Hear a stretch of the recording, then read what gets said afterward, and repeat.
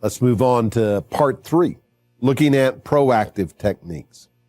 And as we did before, we will look at potential problems, solution sources, and give you a recommended approach.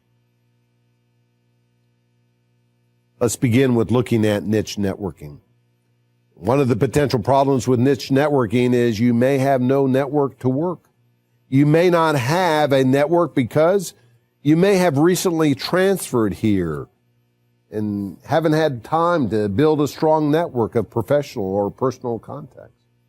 Or you may have decided to change careers and don't know many people in your new chosen profession.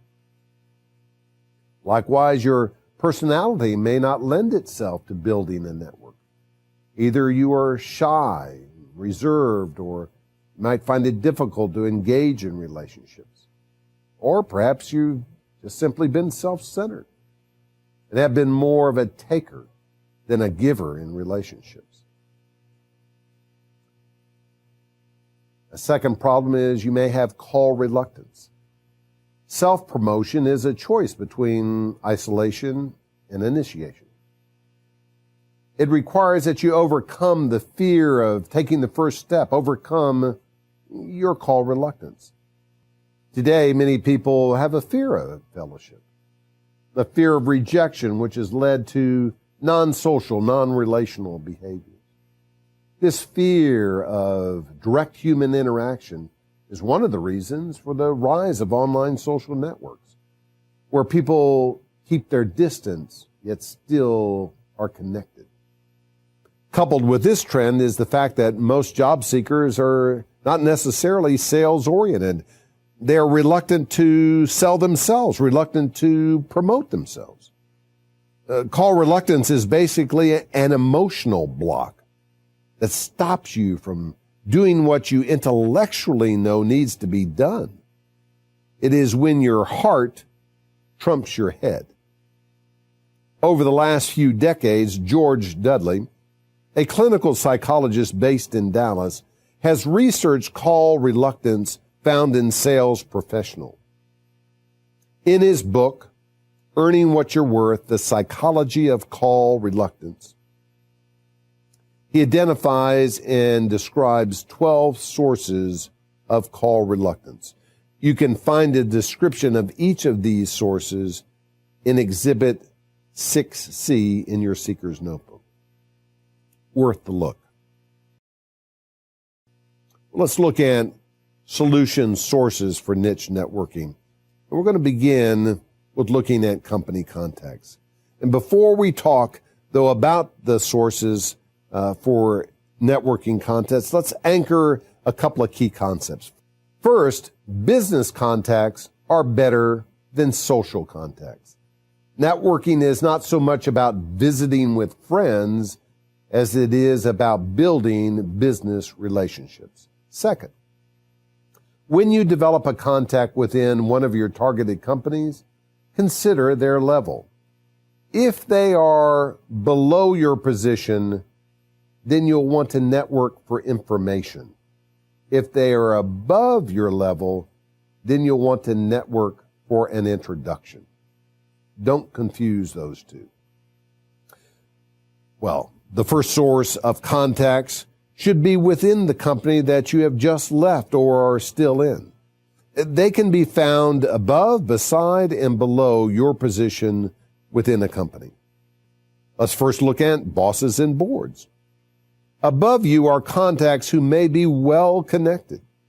Often a boss may feel badly about having to let you go, or is more than willing to help you find a new work. If you have access to board members, they are highly connected within their own spheres of influence. How about peers and partners? People who work beside you may also be well connected. They know your work. Of particular interest are strategic or alliance partners of your company who may be connected to similar companies. Finally, subordinates and subordinates, personnel. Be kind to folks on your way up. You may need them on your way out. Sometimes those who work for you are more wired to what's going on in the marketplace than you can imagine. Don't let your pride stand in the way of connecting with them. Remember, a wise person once said in the book of Proverbs, pride goes before destruction and a haughty spirit before a fall. Well, while we're talking about solution sources of contacts you can find, I'd like to take you to what I call the 5 forces model. It's not from me. It's actually from Harvard professor Michael Porter in his classic book, Competitive Strategies. Here he presents his 5 forces model of industry analysis. Each of these forces represents a source of contacts for you to consider. First, at the heart of any industry, there exists a competitive rivalry. Companies who are part of that competitive rivalry experience the greatest dynamics of change and therefore opportunity. Is your company part of the rivalry? If so, their competitors will now want to connect with you. If not, is there someone in your network that can connect you to one of the companies that's in the current rivalry in your industry? Second, there is the bargaining power of suppliers and buyers. Pareto's principle would suggest that 80% of your company's supplies comes from 20% of the vendors. So who are those 20%? Examples are service firms like law firms, accounting firms, bankers, consulting firms, advertising firms, and information technology suppliers. If they have your company as one of their clients or customers, they may have other clients or customers that would value your experience. Well, Pareto's rule also applies to the revenue side. 80% of your company's revenues comes from 20% of their customers. So who are they? Who are the 20% of the top customers of your company? Use company contacts to connect to these people who would value your experience with a company who they serve or who serves them. Third, there are threats from new entries and substitutes. New entries are the up-and-comers, where the rapid growth translates into opportunities. Sometimes I think job seekers should focus more on the Inc. 500 rather than the Fortune 500. Finally, there are substitutes, companies that offer substitute products or services rather than the real deal that your company may offer. These knockoffs or copycats would value an original just like you. Another solution source is preferential contacts. In session 2, Career Choices and Consequences, we suggested you form an ACT team, an accountability counseling team. If you followed our advice, these folks are great sources for contacts. If you haven't formed an ACT team, why not? Session 4, called Communications Connection, we talked about contacting and clearing your references, including company references, contact references, and character references. These folks also are a great source of contacts. Your ACT team and references are key people who know you and have agreed to help you. Once you have your target companies identified, launch your networking through them to get a great start. As a next source, we finally made it around to personal contacts. If you notice, we have made it past professional contacts and now continue with personal contacts. There are 4 C's and 5 F's. Come to think of it, reminds me of my grade point average in college. Well, anyhow, the 4 C's are community, civic, charities, and church. There are various organizations that you could be committed to helping their cause, and in the meantime, be connecting with contacts who share your common interests. Each of us needs to become a master of mitzvahs. I love that word. It's a Jewish word which means acts of charity, giving divine blessings that bring us closer to fulfilling God's purpose in our life, because doing them creates a wholeness. Another Jewish word is shalom. It captures the same sense of wholeness or oneness with God, and by extension, peace. I love what Judy Zimmerman, the wife of Rabbi Sheldon Zimmerman, who served for years at the Temple Emmanuel in Dallas. She said, in our religion, our task is to help God repair the world. So we list church as the last C. We really mean any place of worship, be it a church, a chapel, a cathedral, a temple, a mosque. These people share your faith. They should be there to help people who are in need. Right now, you are in need. You're in need of contacts. God often works through people to do His will. Well, the first of the two F's are family and friends. We finally made it. You will be asking a simple question. Let me tell it to you again. Do you know personally, or do you know someone who does know someone who works at one of my target companies?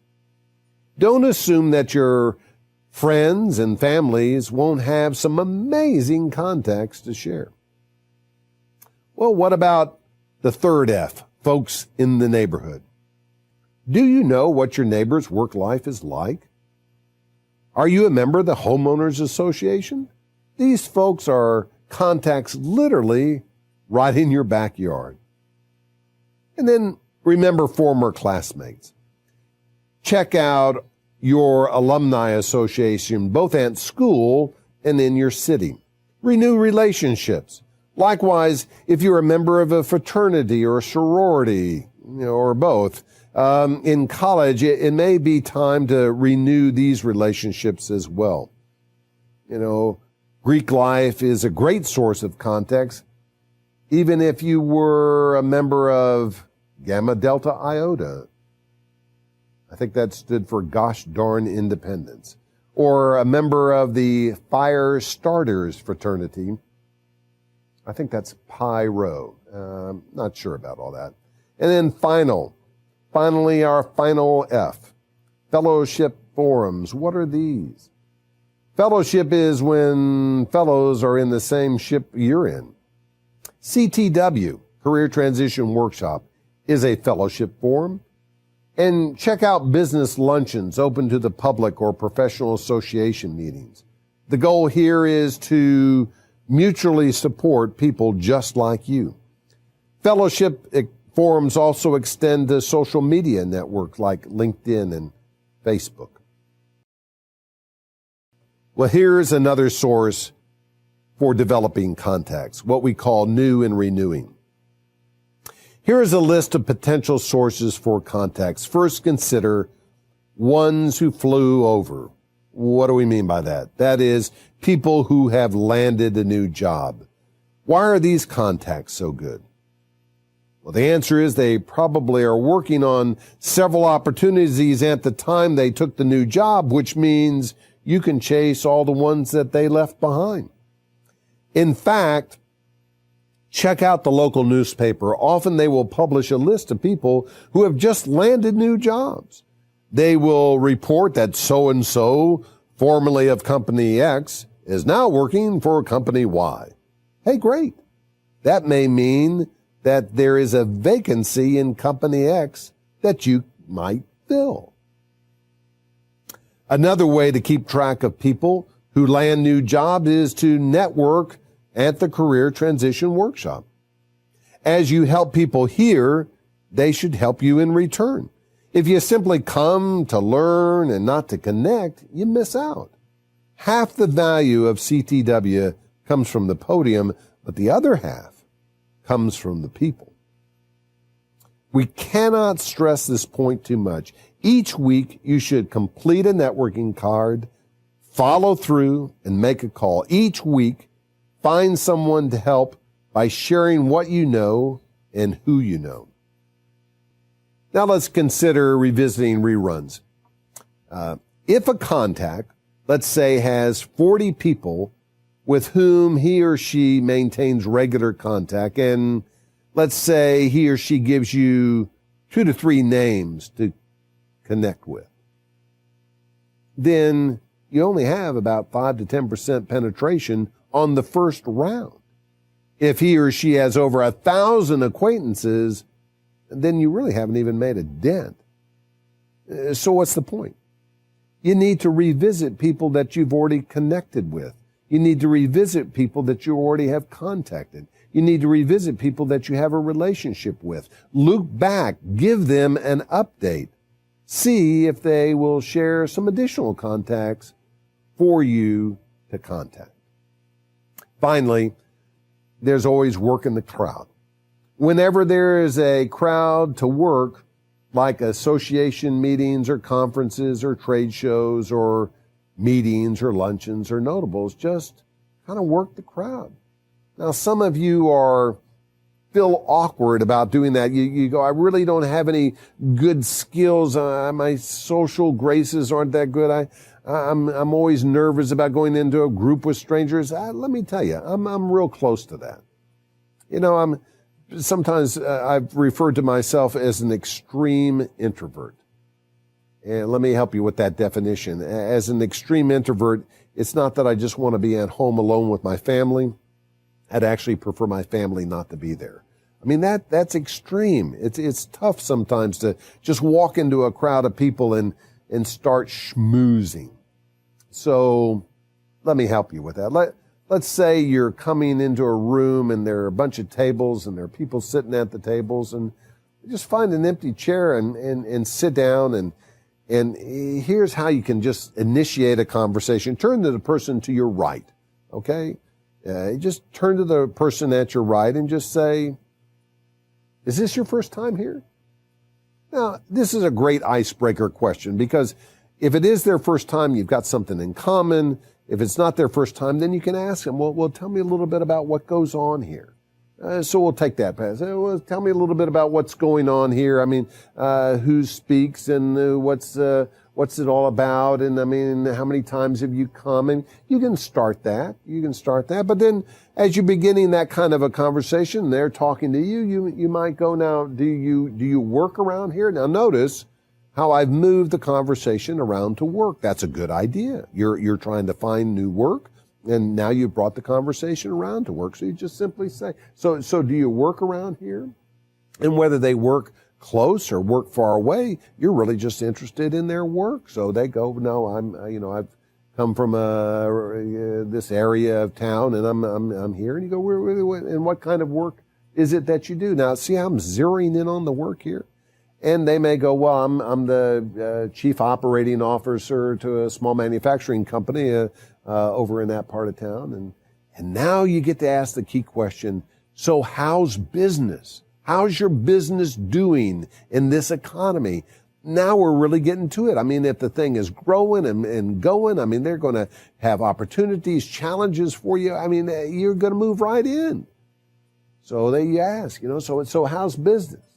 And they may go, well, really, it's not going well at all. I mean, I appreciate you asking, but I mean, we're going to have a downsizing before the end of the month, and just to be able to survive. And then just slowly say, yeah, that's tough. And just slowly turn to your left and see the person over there and say, oh, so is this your first time here? Hey, look, you need to break the ice. You need to initiate. That's what we talked about.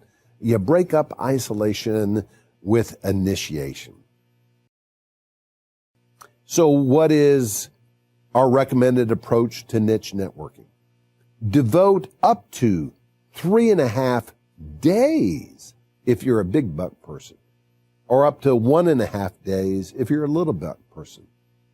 And if you want to learn more about niche networking, then you're going to have to listen to Session 7, Networking Strategies, How to Network from Your Network. What if you have a target company and you have worked your target company for 2 to 3 weeks trying to find someone who you know as a contact into that company, and yet nothing connects, nothing happens, it's going nowhere? Then what do? Well, you commence cold contacting, which is what we're going to discuss next. Cold contacts can be divided into cold calls and mass mailings. The two most popular versions of cold contacting are cold calls and mass mailings. We recommend that you devote no more than 2 hours per week if you're a big buck person, and no more than 6 hours per week if you're a little buck person. So what is the biggest problem with cold calling? Dialing for dollars? Seems like a no-nonsense way to cut through all the hassle and just call directly. Well, the answer is it's an interruption. A call can catch your target by surprise and really cause a negative knee-jerk reaction.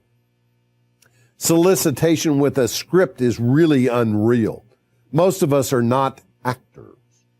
We don't do well with scripts or even extemporaneous pitches. You sound like a telemarketer. You'll like Exhibit 6B entitled 20 Responses to Use with Telemarketers, also known as cold callers. Well, finally, it's like shooting in the dark, like trying to throw a rock through 2 open windows on the opposite side of a passing train. Odds of success are pretty darn low. We've asked countless executives to tell us about how many people they have hired who originally contacted them through a cold call. Consistently, they cannot remember a single executive, managerial or professional hire that used this technique. So we recommend 3 different approaches to make cold calls that are far more effective than just dialing for dollars, picking up the phone and calling. First is calling for a cause, which is arranging a visit with a target to discuss a cause. For example, you may be active in a professional association and want to talk to the target about being a speaker at one of your meetings or having employees join the association. Second, dialing for data. You contact the target company's investment relations or, say, marketing people. You're doing research and want to ask them for specific information about the company. They don't know that you are a job seeker. They might think you're a potential investor or prospective company. So consequently, you learn about the company, and remember, information is power. And then third, it's aiming high. If you do try to make a cold call about employment, go 1 or 2 levels above the hiring authority. If you reach that person, explain that you know that they aren't the right person to be talking to, but you know that you would make a great fit for their company. Hopefully, you can create some synergy by trickling down from the top. Well, we've talked about cold calling. How about mass mailing? So what's the biggest problem with mass mailing? Again, seems like a great way to saturate target employers with a simple form letter and a mailing list. Well, the answer is that letter is simply an I, me, my letter. Because you will use a standard form letter, mail merged against the mailing list, the letter can only talk about you. It will fail to relate to the hiring authority's frame of reference. Like cold calling, the odds of hitting an open window are small in spite of what claims direct mail houses make. Their success rates correspond more to the successful delivery as opposed to a successful hire.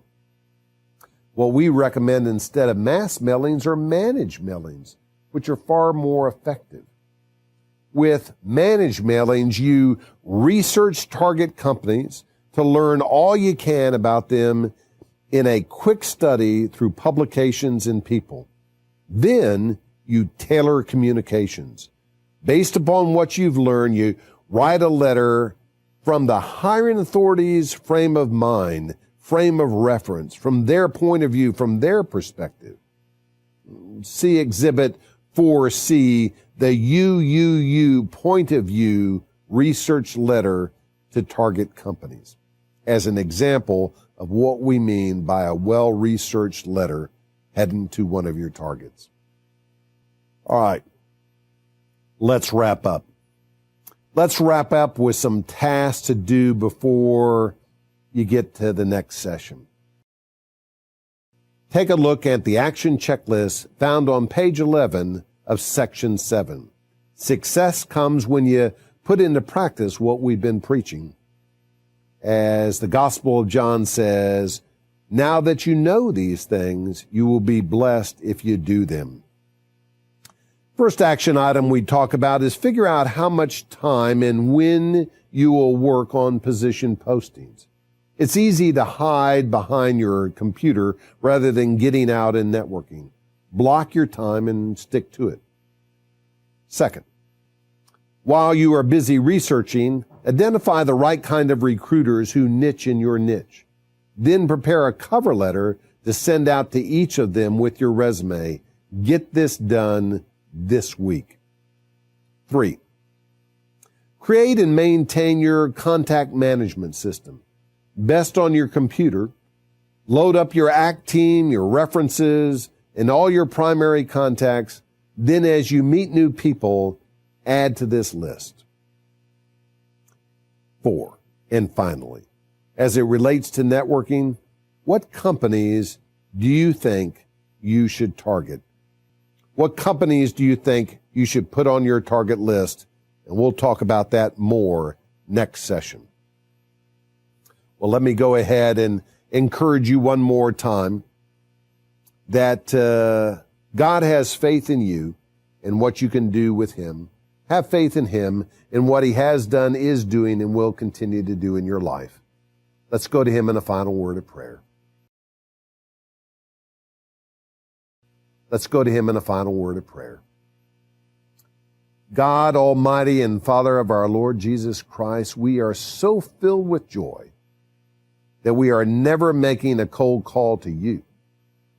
You are always there with open arms and a listening ear. How can we not love you who first loved us? You have given us so much, yet we ask for even more. Establish our plans, Lord, and guide our steps. We are simply lost without you. You have prepared a place for us. Now lead us to where you want us to be. Comfort us when we lack courage. Inspire us when we lack faith. Remind us that you are always with us when we feel all alone. We lift up these prayers with thanksgiving for all that you have done through your Son, Jesus. Amen.